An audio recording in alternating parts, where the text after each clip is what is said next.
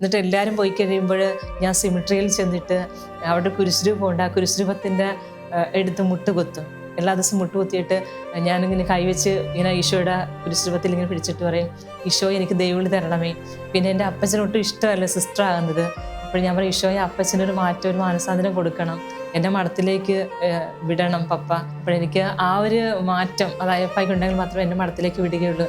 കാരണം പ്രാർത്ഥിച്ചൊരുങ്ങാനായിട്ട് എനിക്ക് 1 വർഷമുണ്ട് എൻ്റെ മുൻപിൽ. അപ്പോൾ എല്ലാ ദിവസവും ഞാൻ പോയിട്ട് ഈശോയോട് ഇങ്ങനെ പ്രാർത്ഥിച്ചു. എന്നിട്ട് കരഞ്ഞുകൊണ്ടാണ് പ്രാർത്ഥിച്ചു, എനിക്ക് ദൈവവിളി തരണമേ, എനിക്ക് ദൈവവിളി തരണമേ.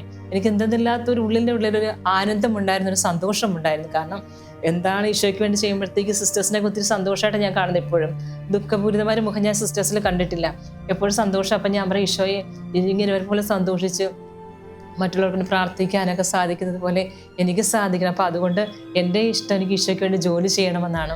അങ്ങനെ ഈശോയുടെ ഞാൻ പോയി എല്ലാ ദിവസവും പ്രാർത്ഥിക്കും. അങ്ങനെ 1 വർഷത്തെ എൻ്റെ പ്രാർത്ഥനയുടെ ഫലമാണ്, എൻ്റെ കാത്തിരിപ്പാണ്, എൻ്റെ കിട്ടിയ ദൈവവിളി എന്ന് ഞാനിപ്പോൾ തിരിച്ചറിയുകയാണ്.